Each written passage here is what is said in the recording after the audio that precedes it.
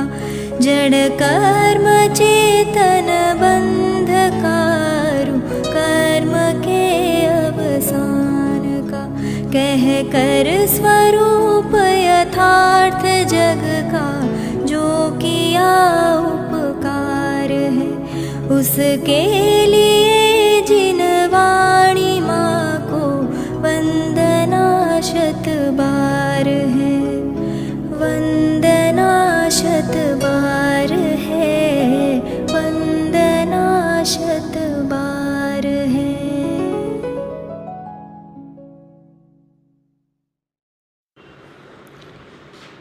ओम नमः सिद्धेभ्यः ओम नमः सिद्धेभ्यः ओम नमः सिद्धेभ्यः।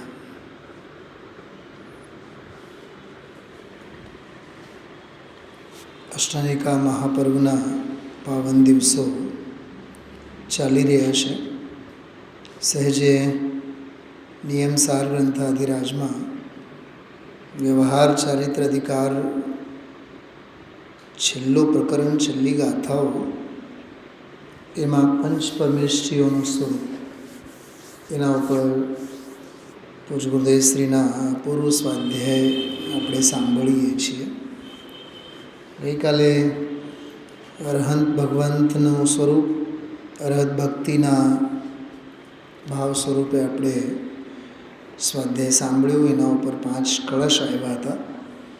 એમાંનો 5મો 100 નંબરનો કળશ ગુરુદેવશ્રીએ આજે એની ચર્ચા લીધી હતી 72 નંબરના પ્રવચનમાં. પછી 72 નંબરની જ ગાથા, જેમાં સિદ્ધ ભગવંતોનું સ્વરૂપ અને એના ઉપરના 2 કળશો 101 અને 102. થોડીક ચર્ચા આપણે એની જ કરીએ. પંચ પરમેષ્ઠીઓ પ્રત્યે અહોભાવ એમ પણ આપણે વિચાર કરી શકીએ. એ જ્ઞાની ધર્માત્માના ભક્તિભાવો જે છે એ અહોભાવ છે. અહોભાવ બહુ પરિચિત શબ્દ છે, આપણા માટે જાણીતો શબ્દ છે. અહોભાવ વિના ધર્મના માર્ગમાં જીવ 3 કાળમાં નહીં લાગે. અહોભાવ વિના જીવને તત્વનો મહિમા જ નહીં આવે. આત્મહિત કરવા માટે જીવ ઉદ્યમી જ ન બને. આજના પ્રવચનમાં પેલી ઉજવણીનો એક પ્રકરણ આવ્યો હતો. ગૌતમ બુદ્ધની પણ જયંતિ ઉજવી નાખે અને ગાંધીજીની જયંતિ ઉજવી નાખે. લૌકિક ઉજવણી સાથે આ તત્વની અને આ 3 લોકના નાથની ઉજવણી, ક્યાંય એનો સમન્વય છે. એમાં એક પ્રકરણ આવ્યો. ગુરુદેવશ્રીને આવીને કોકે કીધું કે ભાઈ મોટી ઉચ્ચેરા આપણે જૈનો છીએ, ઉજવણી બધા ભેગા કરીએ. એટલે બધા ભેગા થયા. ગુરુદેવશ્રીએ કીધું ભાઈ ક્યાં ગ્રહિત મિથ્યાત્વ સાથે બધી ઉજવણી અને સમન્વય કરો છો? જો ખરેખર ભક્તિ અને ભાવ હોય તોય શુભ ભાવ છે, ધર્મ તો છે નહીં. ઉજવણી તો અંતરંગમાં હોય, અનુભવની કક્ષાએ ઉજવણી હોય. કરવું હોય તો કરો તમારે. મને તો ગયા વખતની મહાવીર જયંતિની ઉજવણીનો આખો પ્રસંગ યાદ આવ્યો. અને હમણાં આજનો આ પ્રવચન હું હમણાં અડધી કલાક પહેલાં જ સાંભળતો હતો. બધા ભેગા થઈએ, બધા સમન્વય સાધીએ અને આપણે જઈનો એક. હવે મને એક વાત બતાવો, બધાને એવું પૂછું છું. ટોડરમલજી મારી સામે છે, આપણી સામે છે મોક્ષણ પ્રકાશકમાં. શ્વેતાંબર અને સ્થાનકવાસીઓને જૈનોની કક્ષામાં રાખ્યા જ નથી. જૈન જ નથી.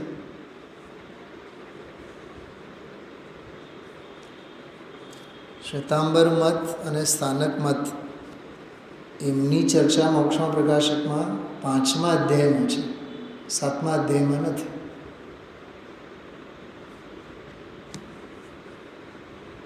બોલો પણ સાહેબ અમારા તો ઘરે મમ્મી પપ્પા તો બધા સ્થાનકવાસી જૈન. ટોડરમલજી તો જૈન કહેવા માટે જ ના પાડે છે. બોલો ભાવે પ્રશ્ન છે કે નહીં બતાવો? લોક સંજ્ઞાએ જ વિચારવાનું કે જ્ઞાનીઓની નજરે જોવાનું. પ્રવચન સારની એક બહુ માર્મિક વાત કરું. સાધુ કેવા હોય? આગમ ચખ્ખુ સાહુ. વિરેનભાઈ, તમારી લાઈન માટે તો મહામંત્ર છે. સિવિલ એન્જિનિયરિંગની લાઈન માટે તો મહામંત્ર છે. સાધુ પુરુષ કેવા હોય? સાધુ પુરુષ એટલે સજ્જન, આત્માર્થી. સામાન્ય વાત લઈએ, સદાચારી. સદાચારી પુરુષ કેવા હોય? બોલો હજુ ભાઈ. જૈન કુળમાં, જૈન પરિવારમાં જન્મ્યા હોઈએ આપણે તો આપણું ખાન પાન, વિચાર, વાણી, વર્તન, પહેરવું, ઓઢવું બધું જ કેવું હોય? આગમ ચક્ષુ સાહુ. સાધુ તો આગમ ચક્ષુવંત હોય છે. એટલે સજ્જન પુરુષ તો આગમની દૃષ્ટિએ જ વિચારશે. કોરોનાના કાળમાં આપણે, એના પહેલાં એક જમાનો એવો હતો કે ફ્રૂટ લેવા જઈએ તો ઓલો ચાકુથી ચપ્પુથી કાઢી આપે ને તો કદાચ ચાખવાનો લોભ હોય, પણ કોરોનાએ એ છોડાયો. જૈન દર્શને નહીં, ધર્મના સંસ્કારે છોડ્યો નથી. પશુની જેમ રસ્તે ખાવાનો, ક્યાંક કોરોના રોગ થશે. સમજાય છે શું કહેવા માગીએ છીએ?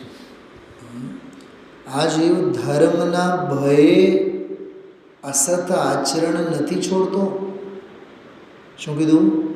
ધર્મના ભયે અસત આચરણ નથી છોડતો. ધર્મની આજ્ઞા કે ધર્મનું ઉલ્લંઘન થાય એના માટે એને અસત આચરણ છોડવાની વાત મગજમાં આવતી જ નથી. હા, સ્વાસ્થ્ય, શારીરિક હાનિ, લાભ એને લીધે એ બધું કરશે. જેમ દાખલા તરીકે પાણી ઉકાળીને પીશે. કેમ? જીનવાણીમાં કીધું છે કે પાણી ગાળીને પીવો, ઉકાળીને પીવો, 24 કલાકની મર્યાદા થાય, પ્રાસુક થાય. એ એના કાને વાત પડી જ નથી.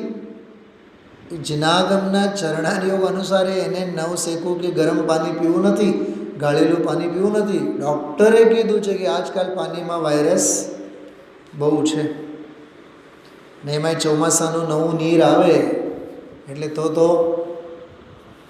ઘણા લોકો કહેતા હોય અમે તો 4 મહિના ઉકાળેલું જ પાણી પીએ, રોજ તપેલું ભરીને રાખીએ, ઉકાળેલું જ પાણી પીએ. રત્નમણ શ્રાવકાચાર્યની આજ્ઞા કે ફેમિલી ડૉક્ટરની આજ્ઞા? બોલો ભાભીશ્રી, બોલો. હા, જીનવાણીની વાત જ ક્યાં માનવી છે? અમારે તો ડૉક્ટરની માનવી છે. કેમ કે દેહનું સ્વાસ્થ્ય બનાવી રાખવું છે ને વિરેનભાઈ. આત્મ સ્વાસ્થ્ય આત્મા છે એનું એ ક્યાં ભાન છે? ગુરુદેવશ્રી આજના પ્રવચનમાં એમ જ કીધું છે જે જૈનમાં જન્મ્યા હોય એને ક્યાં જન્મ ધર્મની ક્યાં એને પડી છે, ક્યાં એને ખ્યાલ છે? બહુ સરસ સિદ્ધ ભગવંતોનું આખું સ્વરૂપ જે આવ્યું છે મગજમાં આમ ફરી વળે આમ એક ન્યાય. ચલો 5-7 મિનિટ પહેલાં આપણે આનંદ ભગવંતનો આ કળશ છે 100મો. 4 કળશ તો લીધા છે આપણે, 99, 98, 97 અને 96. 100મો કળશ મારો આજે આખો ગોલ તો સિદ્ધ ભગવંતોનું સ્વરૂપવાળું જ છે. 72 નંબરની ગાથા. છતાં આપણે કળશ ક્રમમાં છૂટી ન જાય, લેશો આનંદ આપણે. મદન નગ સુરેશ કાંતકાય પ્રદેશ પદવિનતયમીશ પ્રાસ્તકીનાશ પાશ દુર્ગવન હોતાશ કીર્તિ સંપૂરિતાશ જયતિ જગદધીશ ચારુ પદ્મ પ્રવેશ. પદ્મ પ્રવેશ, પદ્મપ્રભ તીર્થંકરને વંદન કર્યા. અને પદ્મપ્રભ ભગવાન કેવા છે? જો કે ટીકાકારનું નામ પદ્મપ્રભ મલધારી દેવ, તો તેઓ પદ્મપ્રભ ભગવંતના લક્ષણો કહે છે. જો મદન નગ સુરેશ, નગ એટલે પર્વત, પર્વત કોઈ દી હાલે નહીં, એમ જગતના જીવોના ચિત્તમાં જે કામ વાસના છે એ કોઈ દી હાલવાનું નામ જ નથી લેતું. શું સમજાણું? એટલે જે વિષયની વાસના છે ને, 5 ઇન્દ્રિયના વિષયોની ભોગવવાની ભોગ બુદ્ધિ જે પડી છે, કરતા બુદ્ધિ જે પડી છે, એ બધું કામદેવમાં આવે. વિષય વાસના, તો વિષય વાસના કેમે કરીને પર્વતની જેમ એવો અડીખમ ઊભો છે કે હલવાનું નામ નથી. એટલે અહીંયા કામદેવ એટલે કામ વાસનાને પર્વત સાથે સરખાવ્યા. અને હવે એ પર્વતને એક જ વજ્રના પ્રહારથી ઇન્દ્ર તોડી નાખે. તો હે પદ્મપ્રભ ભગવાન, તમે કેવા છો? તમે કામદેવ રૂપી પર્વતને તોડવા માટે વજ્રધર સુરેશ ઇન્દ્ર સમાન છો. સુર એટલે દેવો, ઈશ એટલે દેવોના ઈશ, સ્વામી એટલે ઇન્દ્ર. તો વિષય વાસના રૂપી પર્વતને તોડવા માટે તમે ઇન્દ્ર છો. વજ્ર પ્રહાર કરીને તમે એને તોડી નાખો છો. કેટલું સરસ અર્થ! ખ્યાલમાં આવ્યું? મને એક વજ્રના 2 પ્રકરણો યાદ આવે છે. એક તો ગુરુદેવશ્રીની સ્તુતિમાં પણ આ શબ્દનો પ્રયોગ છે. જે વજ્રે સુમોક્ષુ સત્વ ઝળકે, પરદ્રવ્યના તો તૂટે. ગુરુદેવશ્રીની સ્તુતિમાં હૈયું સત સત જ્ઞાન જ્ઞાન ધબકે, ને વજ્રવાણી છૂટે. જે વજ્રે સુમોક્ષુ, સુમુમુક્ષુ, બધા મુમુક્ષુ નહીં વિરેનભાઈ, જે સાંભળે જે સમજે એની વાત છે. વિઝા લેવા માટે હજારોની લાઈન હોય, પણ વિઝા લાયકને જ મળે, પાત્રતા નહીં ધરાવનારને નહીં જ મળે. પણ સાહેબ, કિંમત તો અમે ચૂકવી છે, વિઝાની ફીસ 15,000 ચૂકવ્યા હશો. શું રાજુભાઈ, એમ્બેસી શું કહે છે?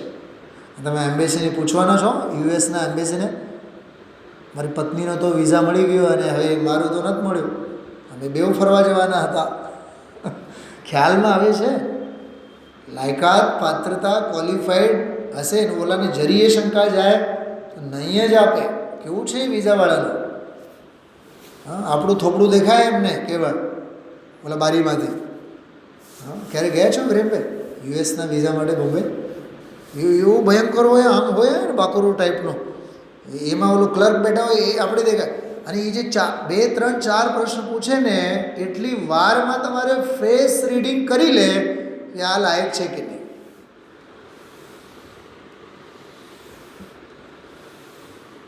શું રાજુભાઈ, શું કહેવા માગું છું? જો એક વાત યાદ આવે છે. હા, 4-5 દિવસ પહેલાં 11:30 12 વાગે મને એક ફોન આવ્યો અહીંયા ઓફિસેથી.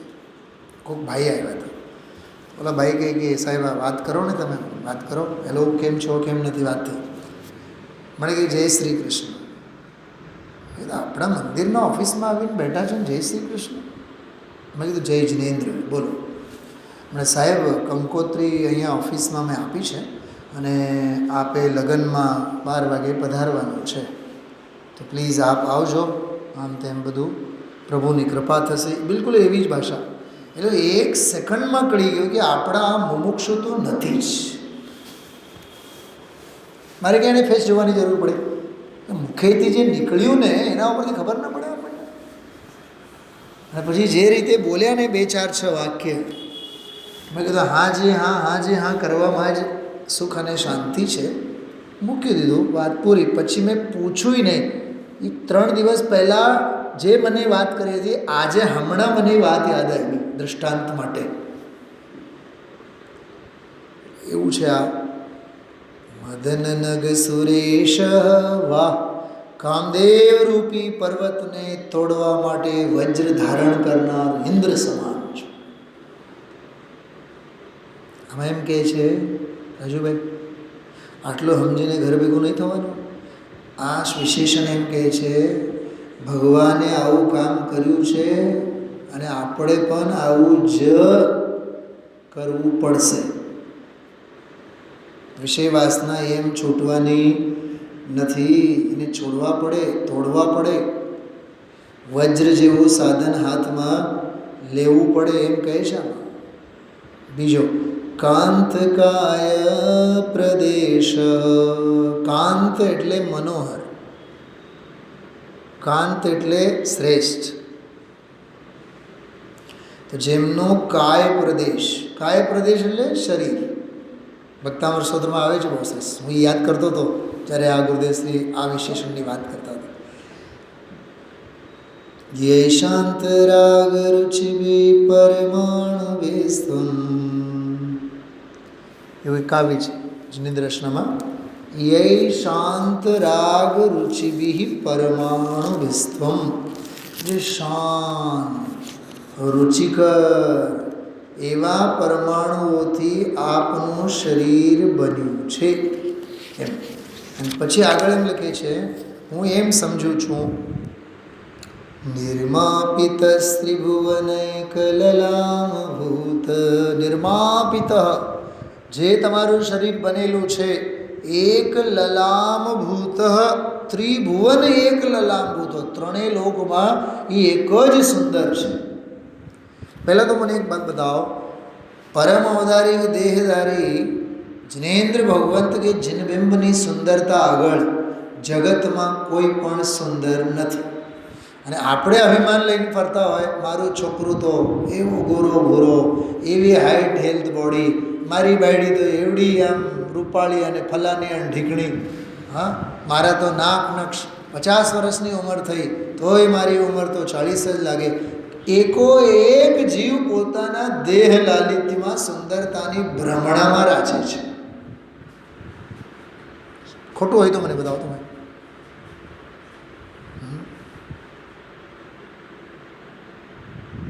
ઘરે જઈને પ્રયોગ કરો.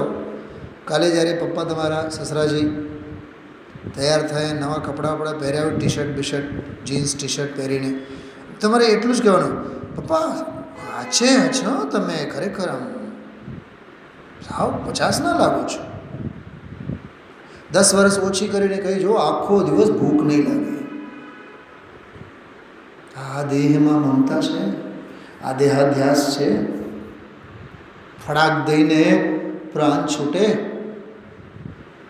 એટલી દેહની મમતા. એની પાછળ એ જે કાંઈ છે ને પાર્લર બાર્લર અને જે કાંઈ સાજ શ્રૃંગાર, जिसके श्रृंगारों में मेरा यह महंगा जीवन भूल जाता. हाँ, સુમત પ્રકાશજીનો એક દૃષ્ટાંત હમણાં એક પ્રવચનમાં આવ્યું. ઘણા વર્ષો પછી બ્રહ્મચારી રવિન્દ્રભાઈ પંડિતજી ગુરુજીને મળવા ગયા. મનમાં સહેજ ભાવ થયા કે ભાઈ ક્યાંક ભોપાલથી વર ગયા હતા, એટલે એમના માટે ધોતી અને ઉપરનું જે હોય ને ધોતી દુપટ્ટા જેવું એ લઈને ગયા, 2 જોડા. तो पंडित जी पूछो क्या लाए? पंडित साहब आपके लिए कपड़े लाए. वाह, सारी जिंदगी हम तुम्हें निर्ग्रंथ का मार्ग बताने बताने में ख़त्म से हो गए. सारी जिंदगी तुम्हें निर्ग्रंथ का मार्ग समझा रहे हैं और तुम वस्त्र लेके आए हो हमारे लिए. सुमन प्रकाश जी ने हिम्मत ज નથી, મૂકી દીધા. ગુરુએ શું ભણાયું અને શિષ્ય ગુરુની સામે શું મૂક્યું? આ પ્રસંગ સુમત પ્રકાશજીએ પોતાના જ મોઢેથી વાત કરી કે આવા ગુરુ અમને વાતે વાતે સચેત કરતા. વર્ષો પછી ગયા, સહેજે પ્રશ્ન પૂછું, कैसे आए हो? बस पंडित जी ट्रेन से आए, आइंदा मत आया करो, भाव से आना हो तो मेरे पास आओ. आने के भाई गुरु, સંસારની કોઈ વાત નહીં, જગતની કોઈ વાત નહીં, અને એવોય અનુરાગ નહીં. ઘણા વર્ષે આવ્યા તો તમારી તબિયત કેમ છે, ને ફલાનું કેમ છે, ને ઢીકણું કેમ છે, બોલો. ખરેખર ધન્ય હોય છે જીવો. હા, જે આવા ગુરુના સત્સંગમાં રહે અને જીવન વિતાવે. જો શું લખેલું છે આમાં, કેટલું સરસ.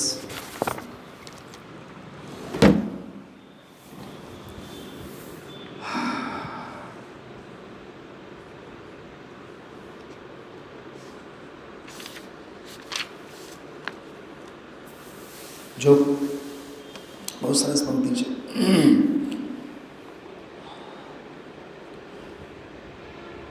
રે ધન્ય છે જીવન જેવી તે શીતળ તુજે છાયમાં.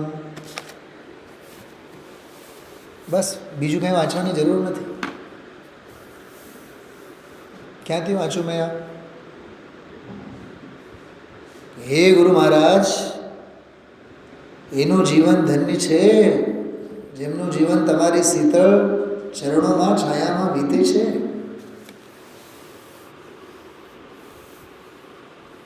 વિચાર કરો. બેનશ્રીના વચનામૃતમાં પણ એક બોલ આવે, કૃપાળુદેવ શ્રીમદજીનો પણ એક બોલ છે.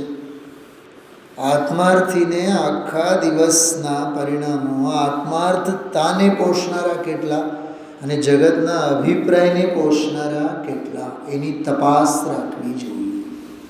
એવો એક બોલ છે.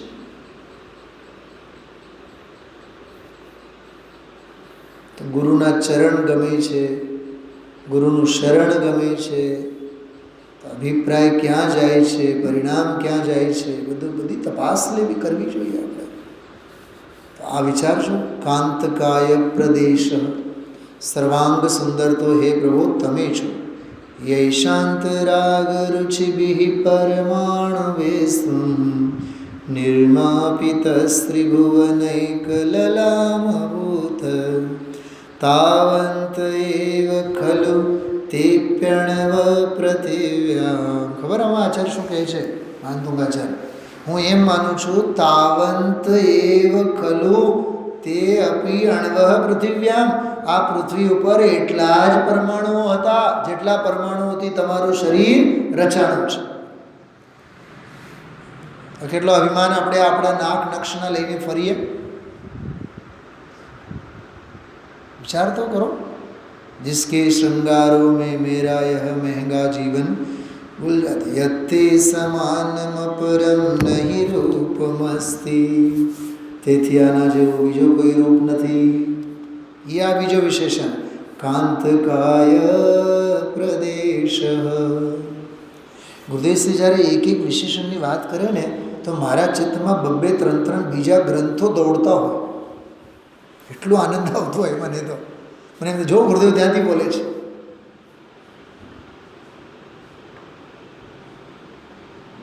બહુ અદ્ભુત છે. આનંદ ભગવાન એવા પદવિનત યમીશ. વાહ મુનિવરો જેમના ચરણમાં નમે છે. યમીશ, યમીશ કહેવાય. યમીઓમાં ઈશ, નિયમ નહીં યમ.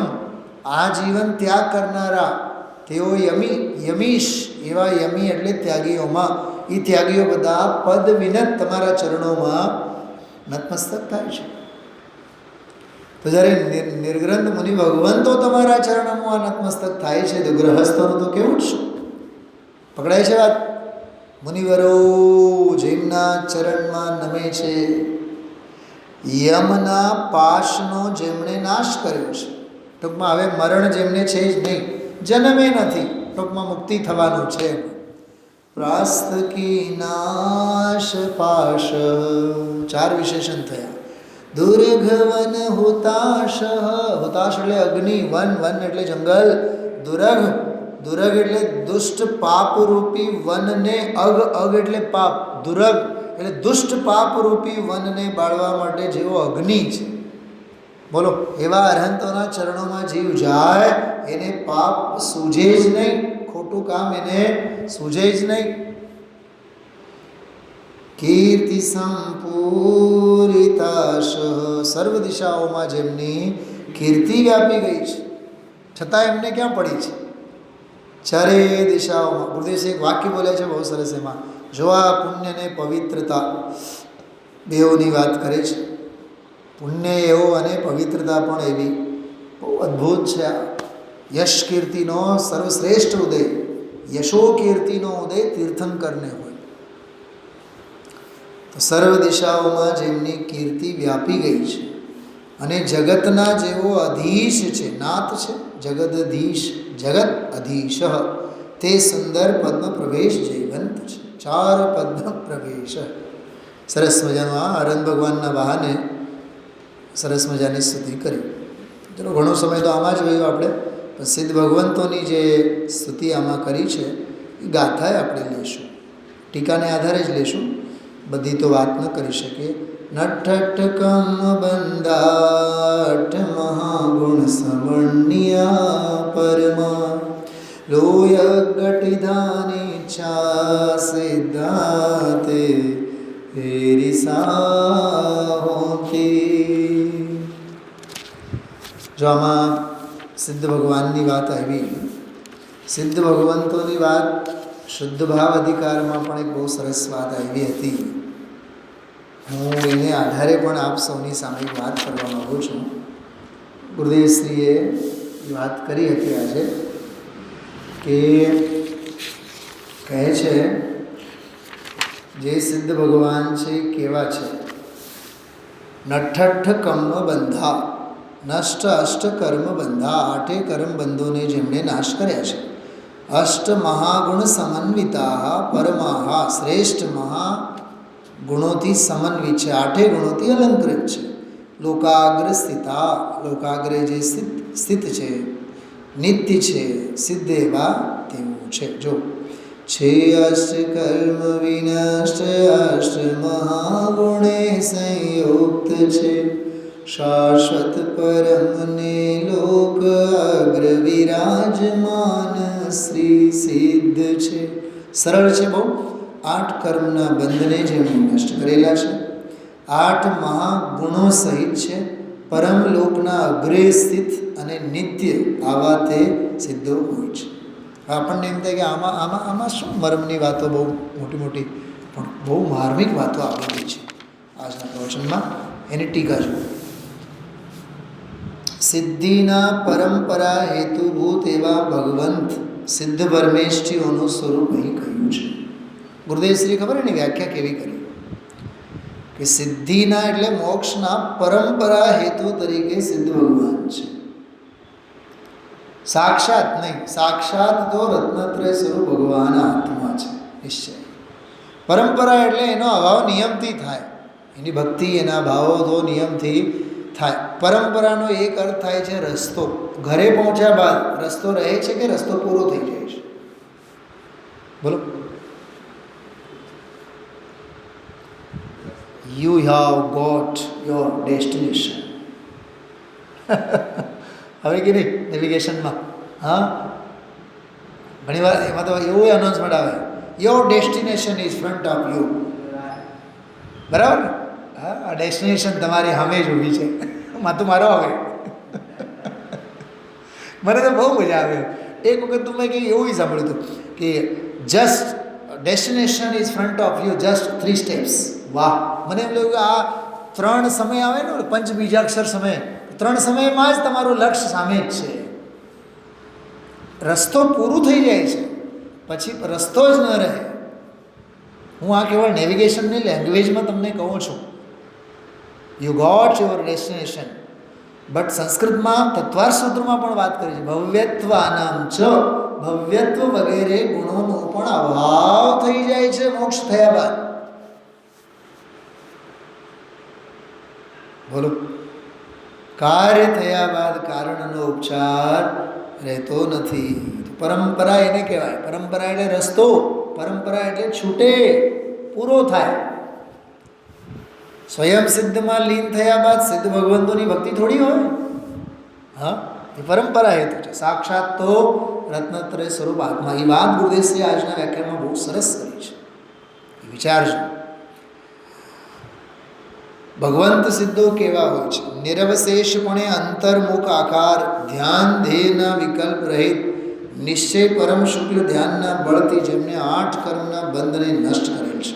હું શું કહું તમને, એ નિરવશેષપણે અંતર્મુખ આકાર એની જે વ્યાખ્યા ગુરુદેવશ્રીએ કરી છે, કહે છે એ ધર્મ ધ્યાનની દશા પણ જે પ્રગટી છે ને સમ્યક્તની, તો એ અંતર્મુખ આકારે જ પ્રગટી છે. અને સંપૂર્ણ સિદ્ધ અવસ્થા પણ જે પ્રગટી છે એ અંતર્મુખ આકારે જ પ્રગટી છે. બહિર્મુખ આકારે પરમાત્માની દ્રષ્ટિએ ક્યારેય પણ સિદ્ધપણું પ્રગટ થવાનું નથી. જોજો તમે આજના વ્યાખ્યાનમાં છે. બીજો, ક્ષાયિક સમ્યક્તવાદી અષ્ટ ગુણોની પુષ્ટિથી તુષ્ટ છે. વાહ! પોષણ મળે ને ગુણોની, તો ગુણોનો પોષણ જે મળ્યો એ ક્ષાયિક સમ્યક્તવાદી 8 ગુણો. સાંભળજો, બહુ માર્મિક વાત કરું છું. અહીંયા ક્ષાયિક સમ્યક્ત્વ વગેરે 8 ગુણો કહેવામાં આવે છે, પણ છે એ પર્યાય. પર્યાયોને ગુણ કહેવામાં આવે છે. કેમ કે પ્રગટ થાય કોણ? પ્રગટ થાય પર્યાય. ગુણો કંઈ પ્રગટ નહીં થાય, ગુણો તો છે. પ્રગટ પર્યાયની વાત છે. આ બધી અપેક્ષાઓ છે. વિશિષ્ટ ગુણોના આધાર હોવાથી તત્વના 3 સ્વરૂપોમાં પરમ. વાહ! આ એક નવો વિષય બિંદુ, નવી વાત મારા ધ્યાનમાં આવી. ભલે ને આ પહેલાં પણ આપણે વાંચેલું, પણ એ આમ ધ્યાન બહાર થયું હતું. આજે ગુરુદેવશ્રીના મુખેથી આ સાંભળીને કે 3 તત્વોમાં એ પરમ કેવી રીતે, જો નીચે લખેલ છે, સિદ્ધ ભગવંતો વિશિષ્ટ ગુણોના આધાર હોવાથી બહિર્તત્વ અંતસ્તત્વ, બહિસ્તત્વ અને અંતસ્તત્વ એ 2 તત્વો અને પરમ તત્વ, તો એ એવા 3 તત્વ રૂપોમાંથી સ્વરૂપોમાંથી પરમ તત્વ સ્વરૂપ છે. સિદ્ધ ભગવાન બહિર્તત્વે નથી અને સિદ્ધ ભગવાન અંતરતત્વે નથી. સિદ્ધ ભગવાન તો પરમ તત્વ છે. હું તો ઉછળું જ્યારે આ વાત સાંભળો, આવી કોઈ નવી વાત આવે એટલે. બહુ અંદરમાંથી પ્રમોદ આવવો જોઈએ કે આવી આવી અલૌકિક વાતો આપણને કાને પડે છે. સાંભળ્યું તો આપણે આ વાત કોઈ દી રાજુભાઈ? મેં મારી જિંદગીમાં કોઈ દી એની વાત નથી કરી. અત્યારે અહીંયા 6 દ્રવ્યની વાત કરી, વધીને 7 તત્વોની વાત, 9 પદાર્થની વાત, બહિર્તત્વ અને અંતરતત્વની વાત થઈ છે, અંતસ્તત્વ. પણ પરમ તત્વ એટલે બહિસ્તત્વ અંતસ્તત્વ સિવાય એક પરમ તત્વ છે, સંપૂર્ણ શુદ્ધતાને પામેલા છે. એ પર્યાયની વાત છે. હજી અહીંયા પરમ તત્વ એટલે સિદ્ધ ભગવંતને કીધા ને, તો સિદ્ધત્વી શું છે? પર્યાય છે, દ્રવ્ય નથી. તો હાચો પરમ તત્વ તો દ્રવ્ય સ્વભાવિક છે. આ તો પર્યાયની વાત છે. ખોલવા બેસીએ બધું ખુલે. 3 લોકના શિખરથી આગળ ગતિ હેતુનો અભાવ હોવાથી લોકના અગ્રે સ્થિત છે. ગતિ હેતુ એટલે કોણ? ધર્મ દ્રવ્ય. ધર્મ દ્રવ્ય નથી એટલે આગળ નથી જતા. ગુરુદેવશ્રી કહે છે તો નિમિત્તની અપેક્ષાની વાત છે. આગળ જવાની લાયકાત જ નથી, યોગ્યતા જ નથી, જાય જ નહીં. કેમ કે આગળ આલોક આકાશ છે, ક્યાંથી જાય? એનું એનાલિસિસ તમે જુઓ. ધર્માસ્તિકાયા અભાવાત, તત્વાર સૂત્રમાં સૂત્ર છે. ધર્માસ્તિકાયનો અભાવ હોવાથી સિદ્ધ ભગવાન લોકાગ્રમાં વિરાજમાન હોય છે, આગળ નથી જતા. પણ એ ધર્માસ્તિકાયનો અભાવ તો કહેવાની વાત છે. વ્યવહારથી અભૂતપૂર્વ પર્યાયમાંથી, વાહ શબ્દ જો, આ 50 થી 55 નંબરની ગાથામાં પણ શબ્દ આવ્યો હતો. વ્યવહારથી અભૂતપૂર્વ પર્યાયમાંથી, પૂર્વે કદી નહીં થયેલા એવા સિદ્ધ પર્યાયમાંથી ચ્યુત થવાનો અભાવ હોવાને લીધે. વાહ! જો અહીંયા પર્યાયને અભૂતપૂર્વ કીધું અને અભૂતપૂર્વ પર્યાયમાંથી કદી ચ્યુત નહીં થાય માટે નિત્ય છે.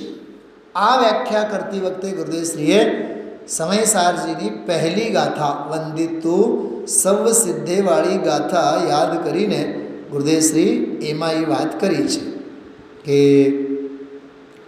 ધ્રુવ અચલ, જો ધ્રુવ અચલ અનુપમવાળી વાત.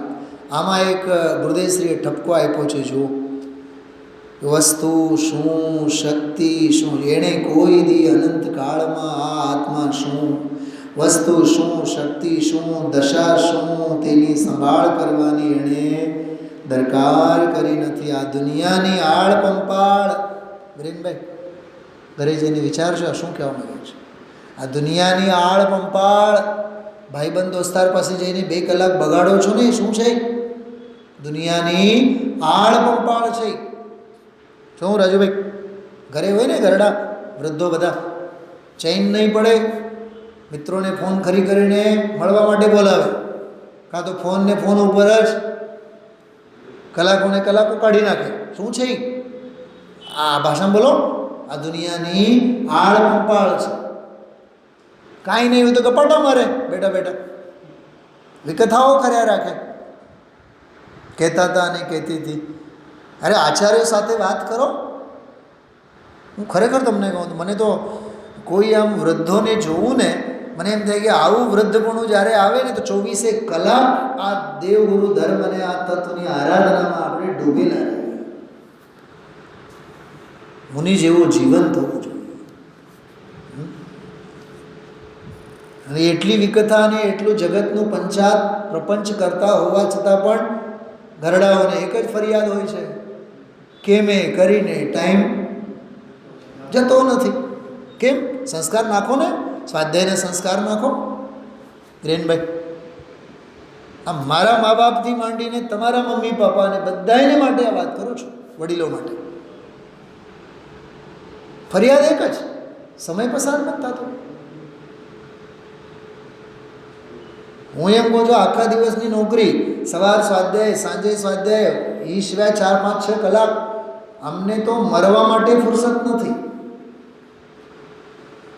તમે કેટલી વખત બોલાવ્યા છો બતાવો ઘરે? સાહેબ આવો, સાહેબ આવો. મને તો છેલ્લા 5 વર્ષનું યાદ આવે છે. મને યાદ નથી કે છેલ્લા 5 વર્ષમાં કોઈ દી આવ્યા આપણે ઘરે. ટાઈમ જ નથી.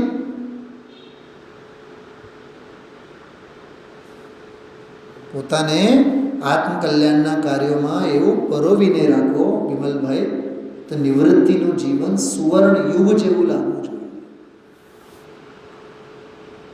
આર્ત ધ્યાનમાં જિંદગી કાઢવા માટે નિવૃત્તિ નથી, ધર્મ ધ્યાનમાં પરોવી રાખવા માટે નિવૃત્તિના દિવસો છે. કાં તો શરીર એ રોગોની સેવામાં જાય. હા, અને ઘણા તો એવા હોશિલા હોય, ઓલાની દીકરી અને ઓલાનો દીકરો, હાલો આપણે લગ્ન કરાવો, ઓલાને બોલાવો અને આલાને બોલાવો, ઘરે મિટિંગો કરો. એના માટે નિવૃત્તિ લીધી છે વિરેનભાઈ? આવા વડીલો તો કાન પકડીને પૂછો. આ ભાવને વધારવા માટે નહીં, ભાવના અભાવ માટે મળેલું છે.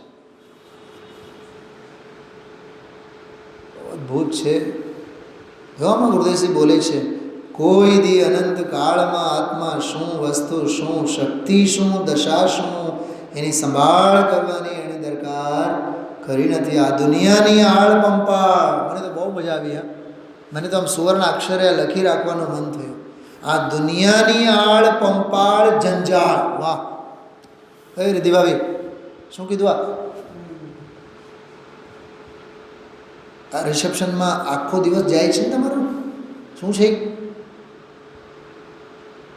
ગયું ને? હું સાક્ષી છું એના. મને કંઈ આને નથી કીધું, પણ એ જે આખો દિવસ જાય છે, શું છે એ? દુનિયાની આળ પંપાળ અને જંજાળ.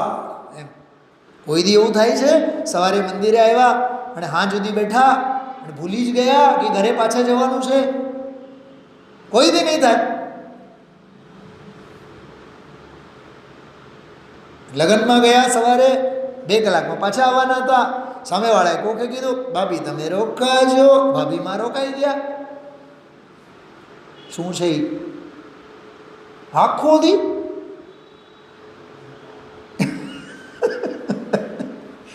આ છે આ દુનિયાની આળ પંપાળ અને જંજાળ. અચ્છા, એમાં કઈ વિતરાગ કથા થાય? સંકિતની વ્યાખ્યા કેટલી આવે? વૈરાગીની વાત ક્યાંથી આવે? લુગડા, દાગીના, દીકરી, જમાઈ રાજાના મામી અને ફૈબા અને ધંધો અને વ્યાપાર અને ફલાણું અને ઢીકણું. વિકથા સિવાય બીજું એમાં કશું જ ન થાય. હા, દુનિયાની આળ પંપાળ અને જંજાળ. વ્યવહાર, ધંધા, શુભની ક્રિયામાં રોકાય. જો ગુરુદેવ શું કહે છે? ધંધા વ્યાપાર તો ઠીક, પણ શુભની ક્રિયામાં રોકાય. અને આત્મા આવો રાગથી ભિન્ન, આવો અનંત સામર્થ્યવાળું તત્વ, જેની એક સમયની પર્યાયમાં 3 કાળ જણાય, એવી ને એવી પર્યાય નિત્ય રહ્યા કરે.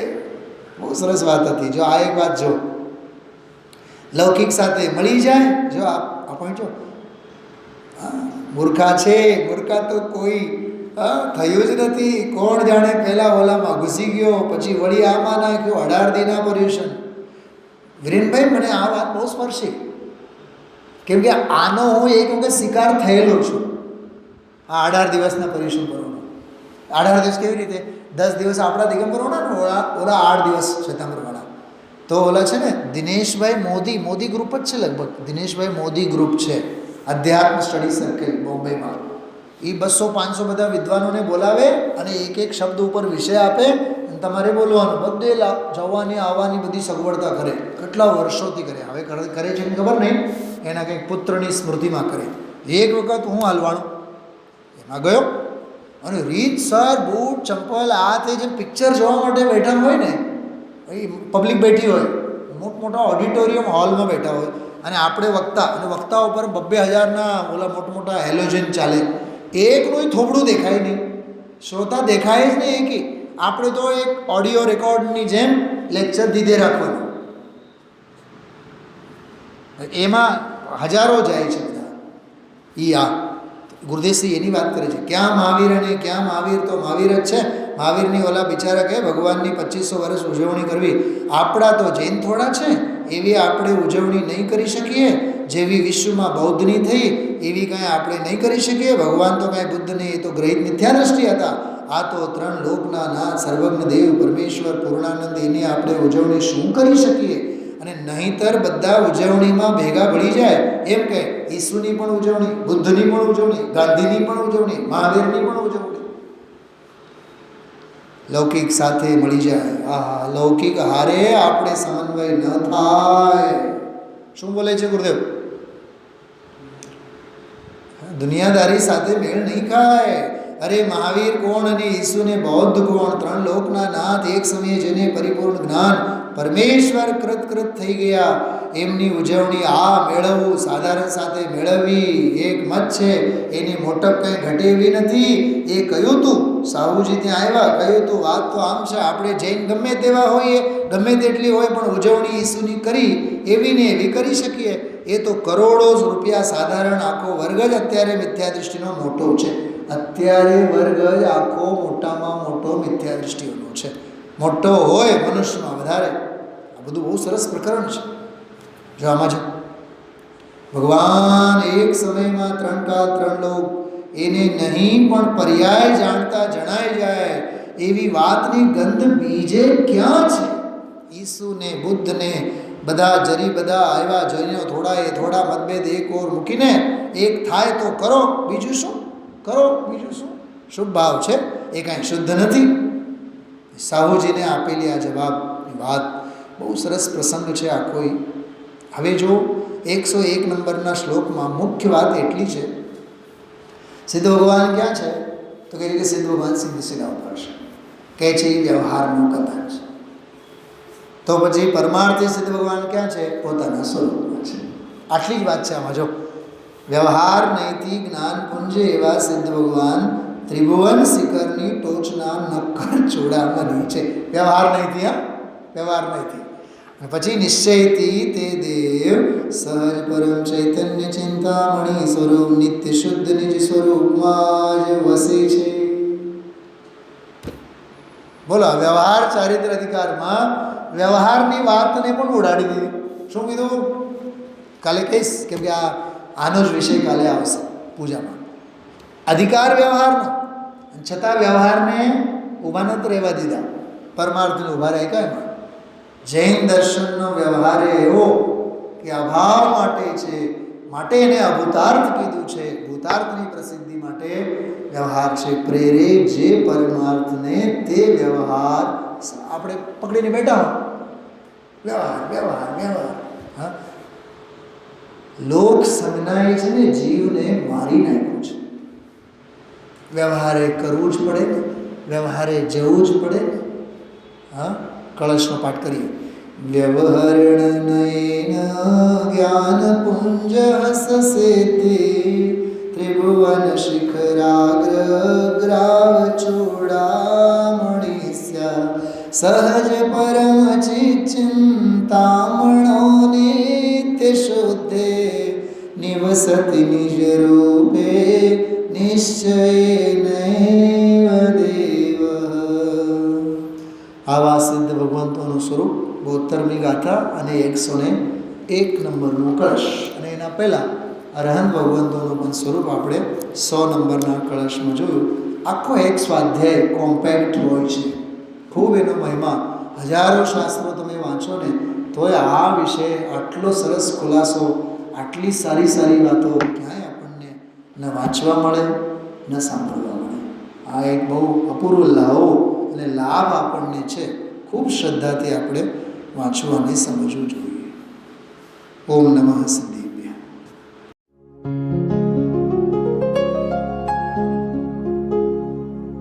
निज निधि निज में बताए यह अनंत उपकार है उसके लिए जिन वाणी माँ को वंदना शत बार है, वंदना शत बार है, वंदना शत बार है.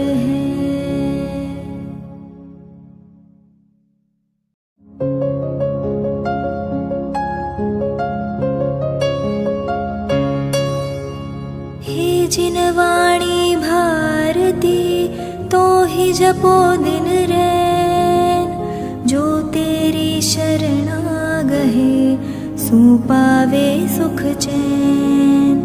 जा वाणी के ज्ञान ते सूझे लोकालोक, सो वाणी मस्तक नवो सदा देत हो ढोक, सदा देत हो